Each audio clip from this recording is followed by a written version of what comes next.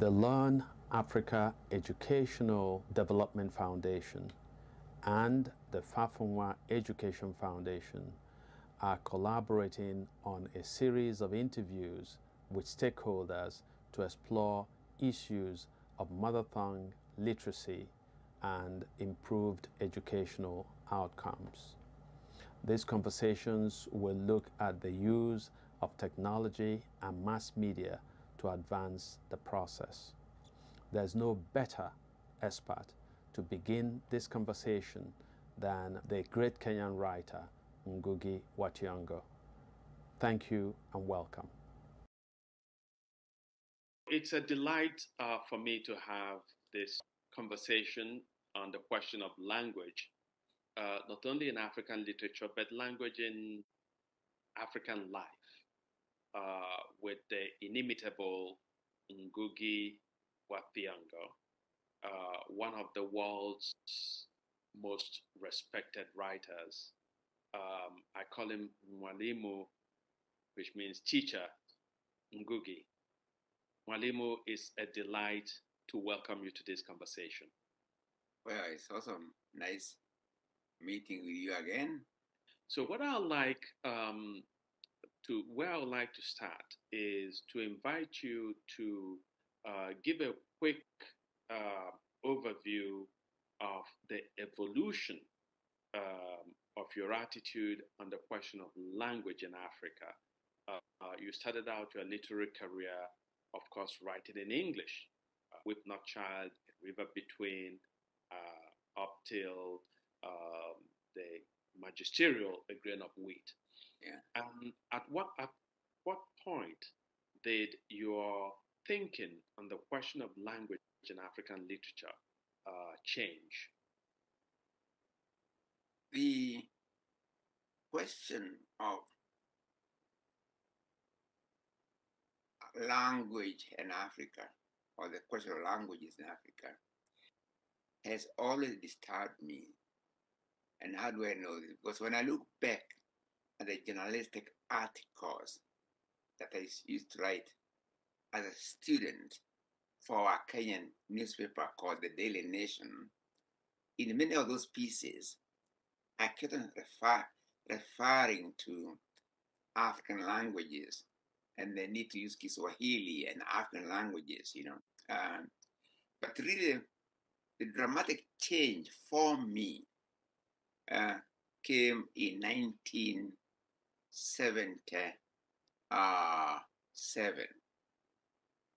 I was then professor of literature at Nairobi University and chair of the department. At the same time, a number of us from the university, including Ngugi wa Thiong'o, the late Ngugi wa Thiong'o, and Dr. Geshao, Waiguachira, and others,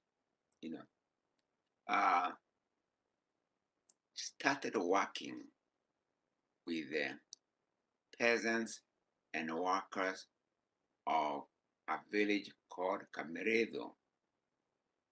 We called the center Camiredo Community Education and Cultural Center. Right?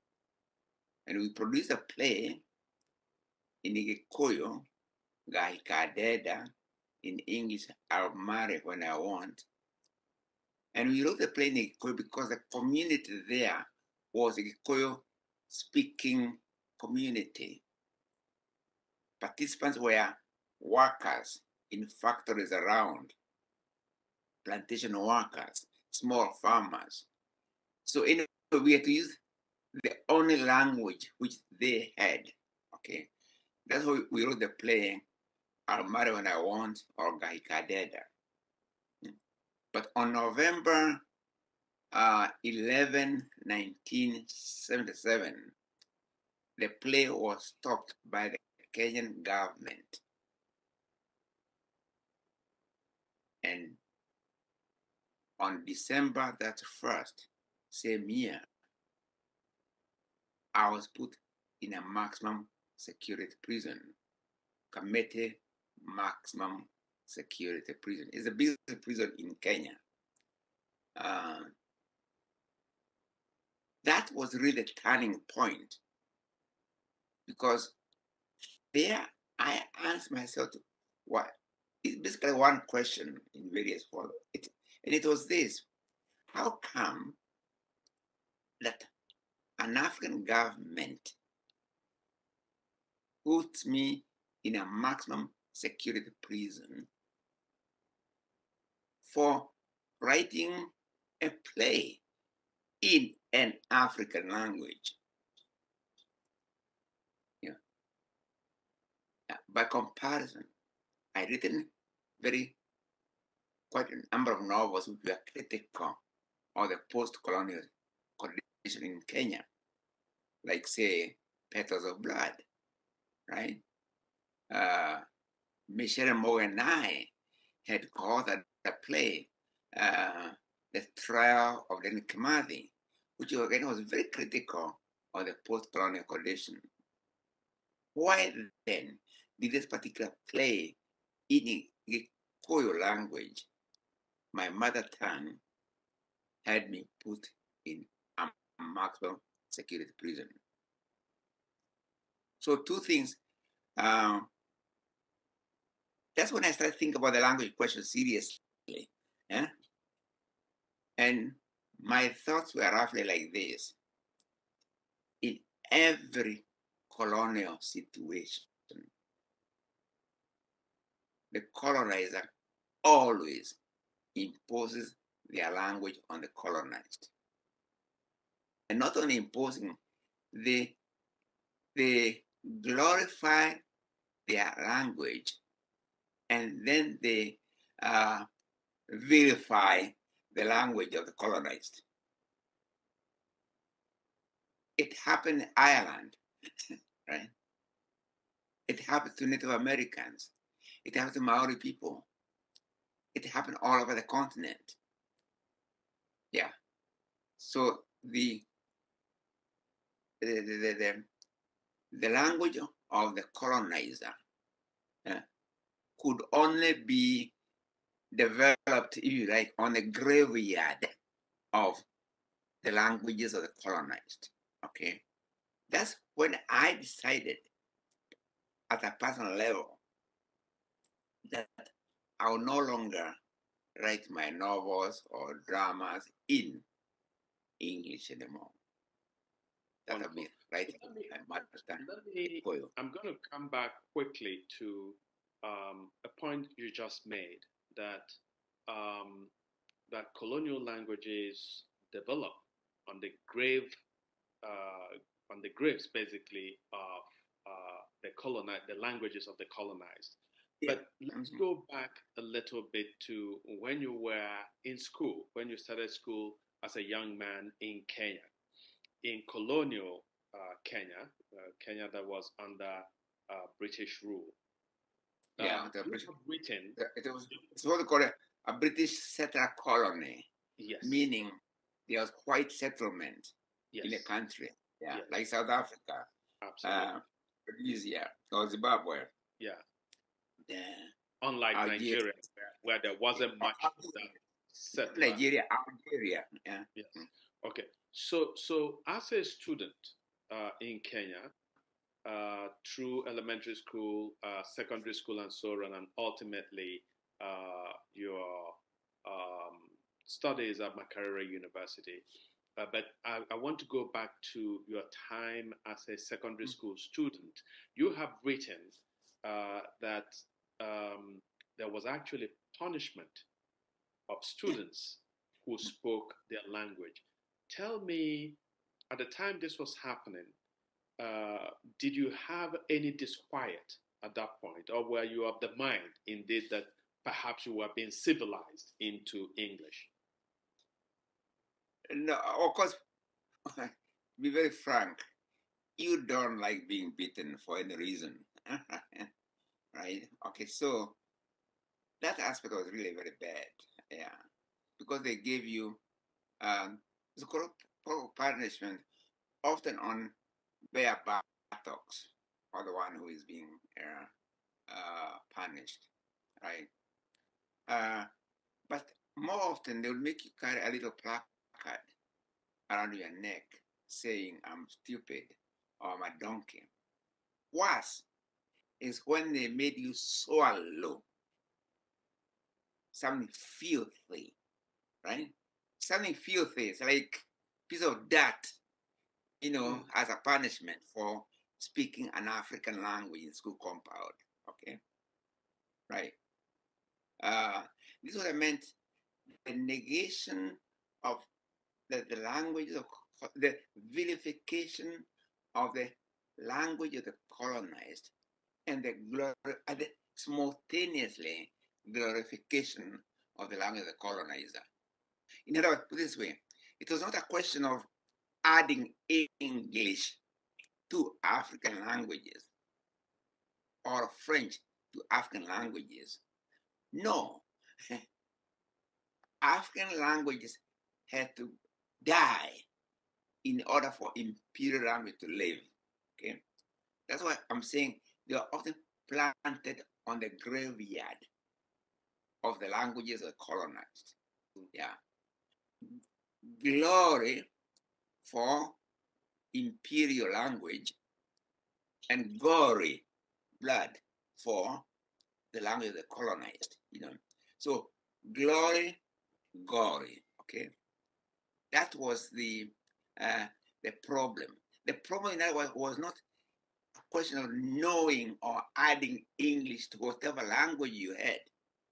No, that's not how they did it. It was conditioning. Like when you give a dog or any animal or experiments which have to be done, where you ring a bell and then food appears for the animal. Okay? But later, the sound alone will make the animal salivate in anticipation of the food. The sound alone. Mm-hmm. The same conditioning was done to the colonized, so that the sound of English will make someone salivate with anticipate intelligence of this language, or with the glory of this language. Okay? Yeah.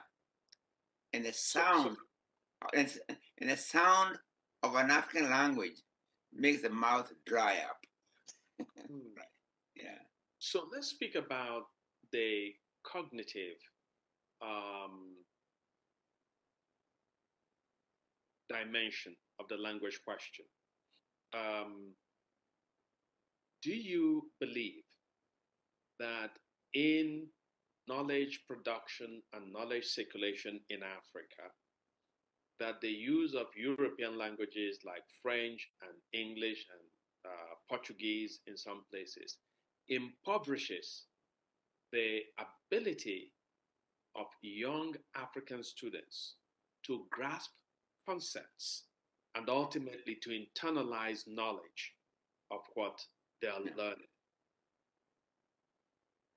You can acquire knowledge in any language. But let us look at the cognitive process. Everywhere, anywhere, knowledge begins from where one is. Okay? If you are making a journey from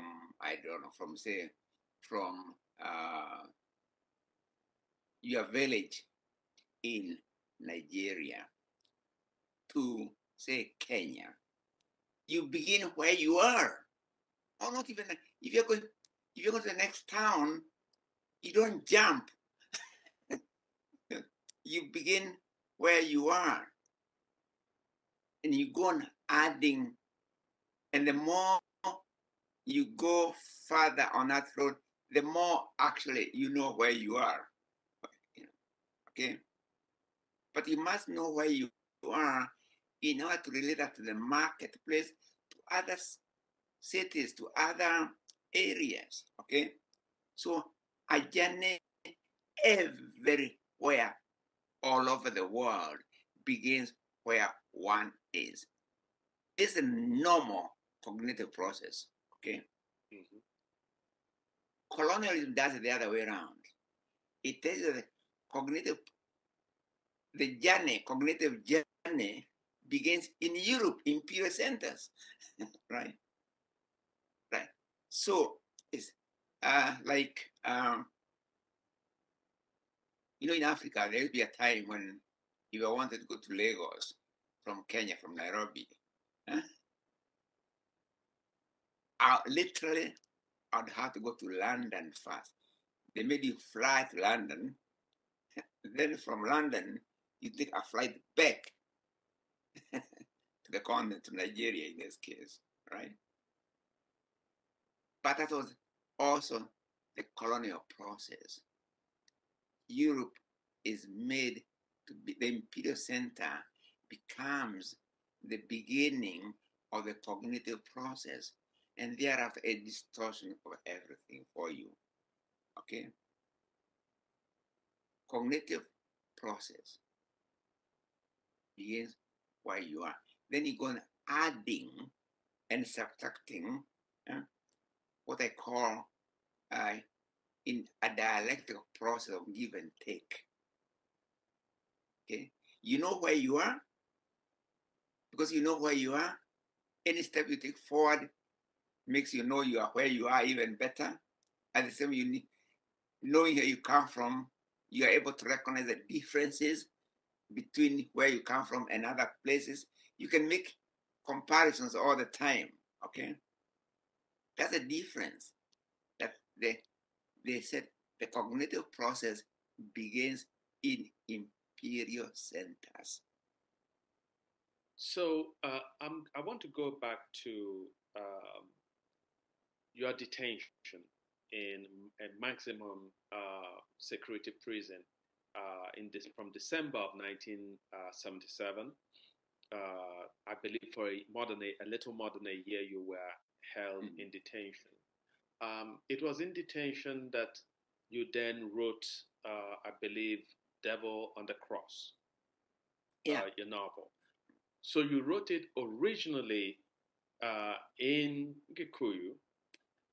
Can you describe the process of the composition of that novel and how, as a writer who is detained for using his language to connect to his Gikuyu people, and here you are in jail writing a novel now as a way in defiance of those who had jailed you.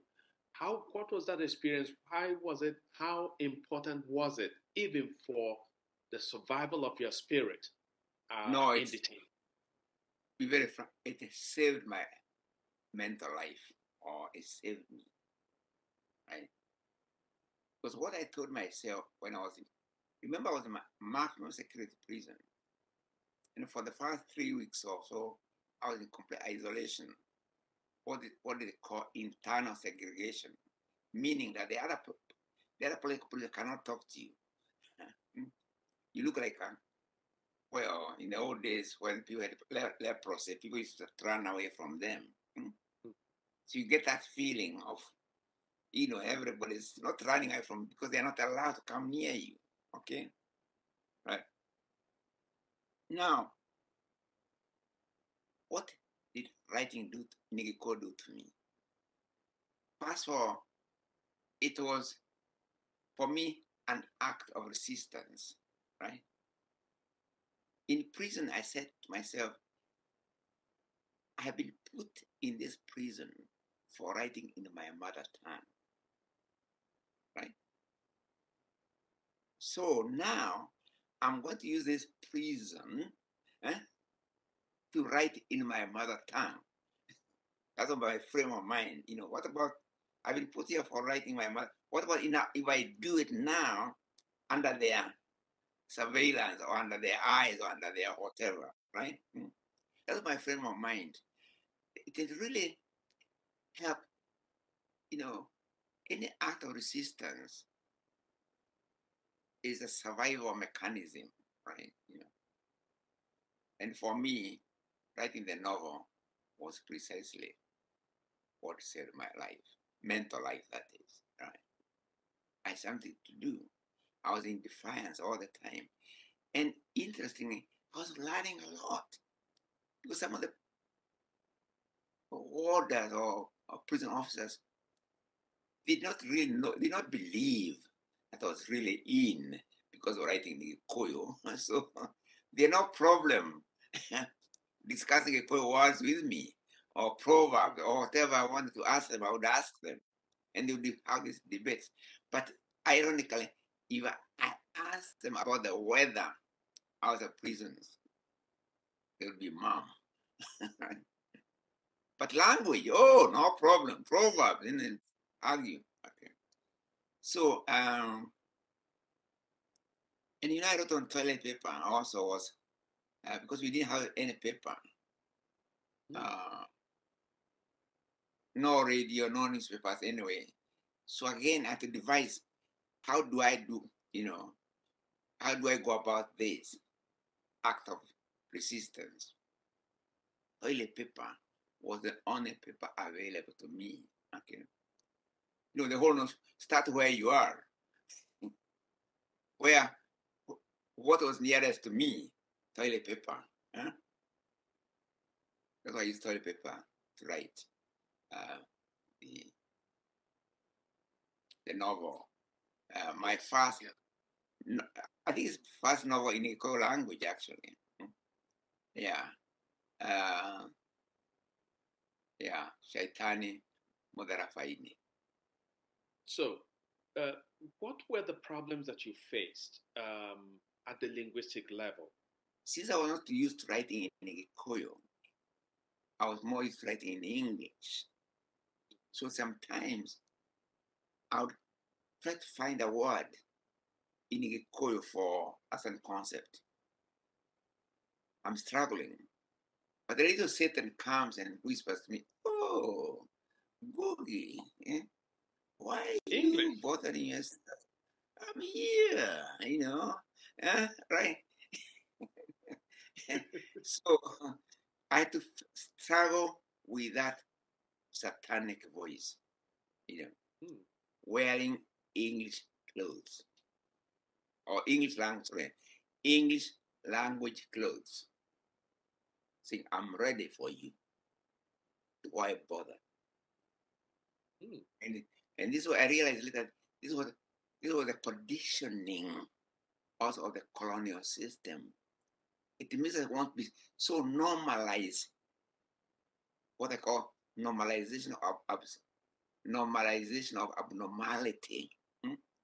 That abnormality becomes normal, right? Because what's normal, my friends? What's normal? The normal is that your language, in your case, it's Igbo, and you can use it freely for anything. Then you can add many languages to your knowledge of Igbo. You can add English, French, Japanese, or anything, right? That's a normal process. That's normality. But this other one, where you cannot use your own language, but you can freely use another person's language, especially the language of the imperial master. That's abnormal by any cognitive process, by any, it's abnormal, right? So what we've done in Africa is we normalized the abnormality of the colonial system. It's clearer in language than anything else. Even writers, intellectuals of Africa have become prisoners of the abnormality.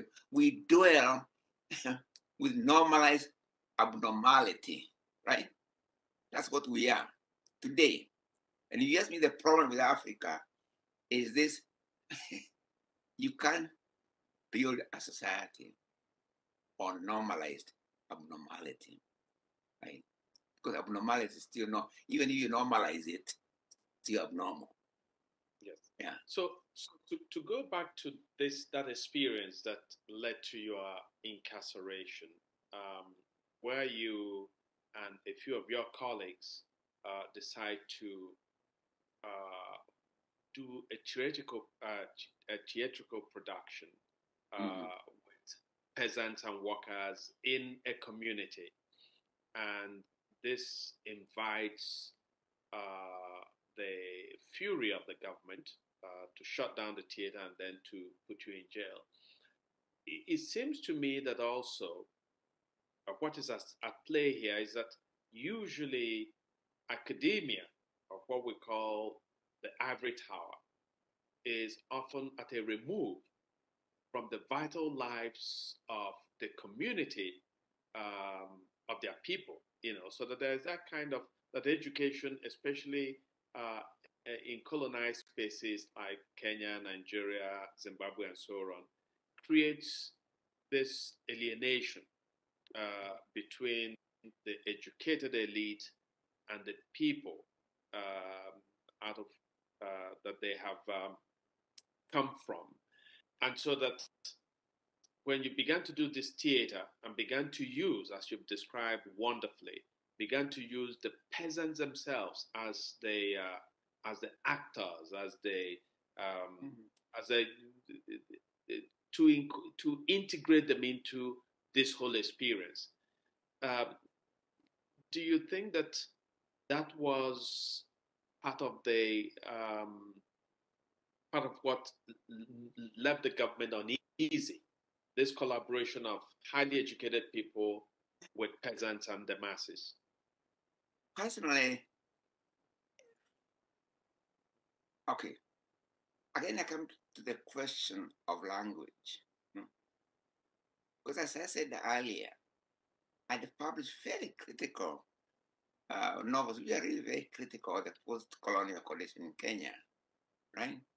In A Grain of Wheat, in Petals of Blood especially. And I mentioned earlier, Michelle and I wrote the play, The Trial of Dedan Kimathi. Again, consistently critical of the post-colonial condition. Except for police questioning here and there, nothing happened to me then. The moment I write the play or participate in the play in Gikuyu language, I get a problem. But it's not a Gikuyu by itself. It's also, of course, what the play was talking about, right? It's a combination of what the play was talking about and the fact that it was talking about it in a language that the community could follow and understand, right? A post-colonial regime would have no problem if you wrote a play which was in any African language which was praising the regime. Yes. Right? Yeah, it's fine. Yeah. So it's a combination of the content and the form. The medium. Yeah, the medium, language medium. And therefore the question of audience comes in. You're writing a play in Gikuyu, which also reflected the lives of that community. And therefore the community could identify with the concerns of the play, right? And remember the irony in my case, I was put in maximum security prisoner under the first president of Kenya, Jomo Kenyatta. And Jomo Kenyatta was very, very interesting because he was the founder.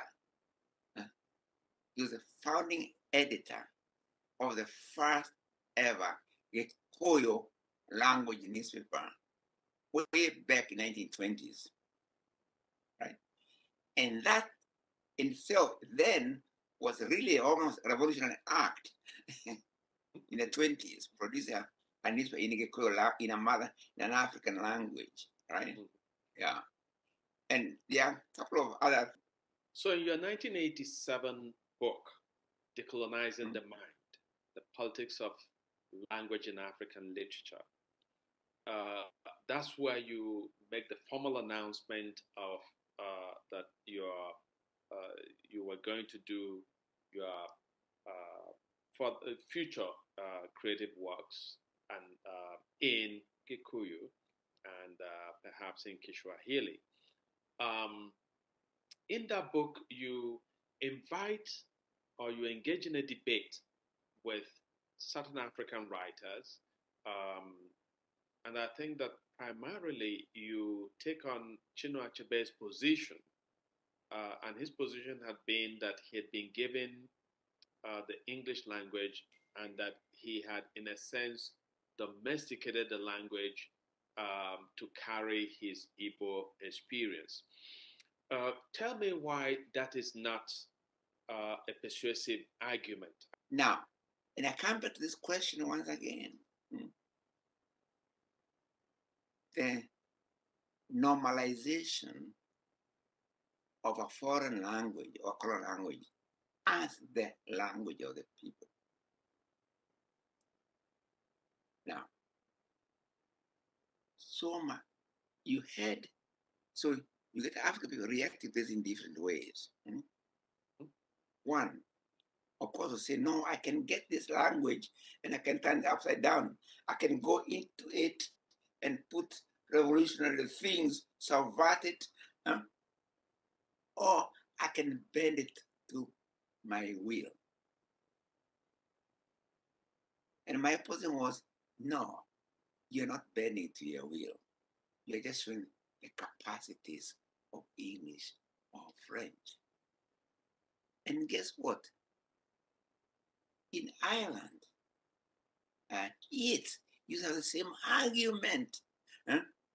You say, no, we can use English to express our Irishness, okay? But Yeats is now better known as an English writer than he is known as an Irish writer because he was never an Irish writer. So is James Joyce. He's Irish by blood, but he was never Irish as far as Irish language is concerned. The same thing with African writers. I know African writers in general have done great. I mean, they're probably very important artistic works. So I'm not talking about their talent or their abilities. All right. Things Fall Apart is a great novel by any standards. Okay. Yeah. So I'm not talking about whether African can write great works in English or not. I'm talking about the relationship between you thinking that I can go and do great things in that other language, but nothing for my language. I can take my language and enrich the other language, but I cannot take from the other language and enrich my language. That's the abnormality I'm talking about. What makes this your duty as an African writer or intellectual? That you can take proverbs from your community in order to go and enrich English language, or think that you can somehow bend English to your will. And there's nothing wrong with that. But why leave your own language in order to wrestle with the other? Right? This abnormality. It's never been the question of whether African people can use English or French or not. They have done that beautifully. I don't think Things Fall Apart is a great novel by any standards. Right? Or many of African produced great works. But what about African languages? They are ones which are spoken by the majority of people in wherever we come from.